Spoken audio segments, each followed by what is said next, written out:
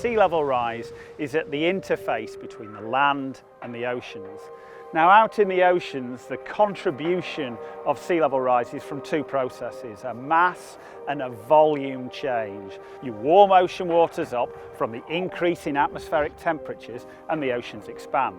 The second aspect is mass, and if you increase our atmospheric temperatures, our ice sheets will melt and you'll get a change in mass from water in the solid form of ice through the hydrological cycle, making our way into the ocean basins.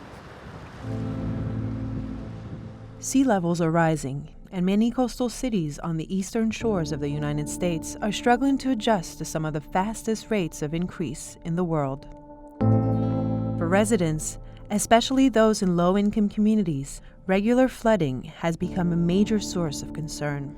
I try to talk about flooding because climate change can be a very polarizing situation, but flooding is not something that can be denied. There's no national plan for sea level rise, but some cities are more at risk than others. It is so hard to imagine parts of Miami Beach disappearing. We're living with the threat of sea level rise every single day.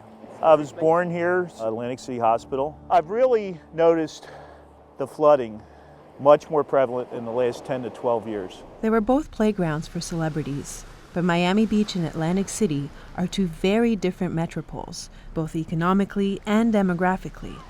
They do have in common one thing: water is rising, and fast. King tides are here, and the rising floodwaters are creating some trouble for drivers and residents in some parts of South Florida. Saltwater seeping up through storm drains and over the seawall, soaking the streets of Miami Beach. The bad news, it's going to happen again tonight. Florida is extremely vulnerable to sea level rise because most of South Florida is right around 4 feet of elevation, so that any sea level rise, be that 6 inches or 9 inches, really does tax our infrastructure here. Miami Beach lies on a thin coastal strip.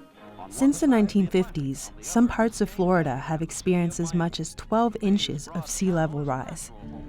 An additional 3 to 8 feet is expected in the next 100 years, but that depends on how quickly we can cut greenhouse gas emissions. The first thing that we need to do to counter this threat is stabilize the climate system. At 2 degrees or less of warming, that will make a big difference here in South Florida.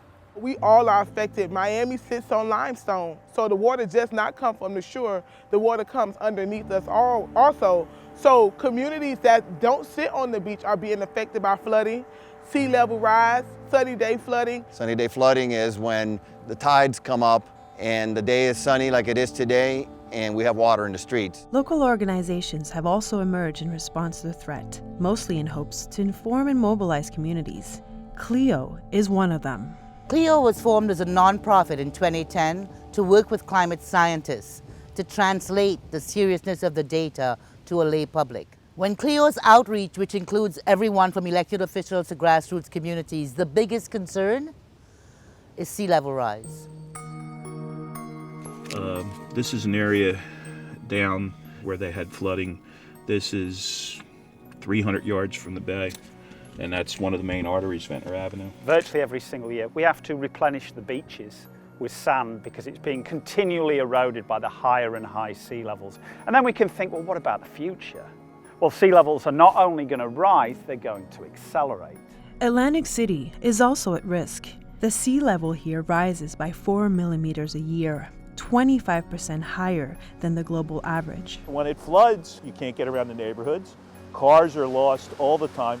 Dunes are already in place on the oceanfront to protect residents on the coast from king tides, though the flooding is mostly a problem for residents on the bay side. We have seen an increase in nuisance flooding, and we are working on several projects to affect that, but flooding has a major impact on quality of life. Officials for both cities are investigating what they could do to keep the water out.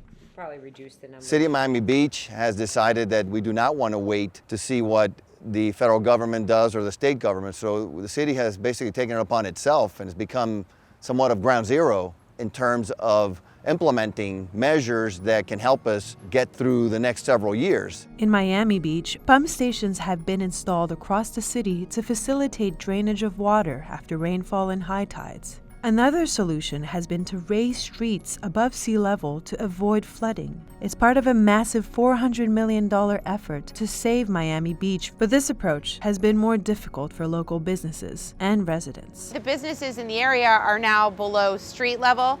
They've been rendered basements. We are now starting to move into residential neighborhoods, and that's becoming a more sticky situation because residents do not want the streets raised higher than their homes. For many, the city has not been fair in delivering long-term solutions, a climate injustice many see as class-related. Liberty City, which is where we are right now, it sits in the same exact city as Miami Beach. However, we're considered low income, high crime, low education, and the city does not spend as much money on our community as they do in the communities like Miami Beach, which is unfair. So the inequity in Miami-Dade County, where more than 50% of our population is at or below the poverty level, means that they don't have a safety net. They are counting on the government to make sure that protections are in place in the worst case scenario. They don't feel that protection. I think that low-income communities in our country are usually left out, not included in different conversations, and it's the same here with the sea level rise and resiliency planning here in Miami. The Back Bay areas are generally the lower income areas of Atlantic City, so a lot of people that experience the flooding were lower income. Atlantic City is trying to respond by raising homes in affected areas, but that might not be enough. You can continue to adapt, put sand on the beach, protect the shoreline. If the rates of sea level rise are not rapid, a choice needs to be made about whether we reduce our greenhouse gas emissions or whether we continue to emit greenhouse gases, and then the sea level rise rates will be so fast that we won't be able to do anything about them.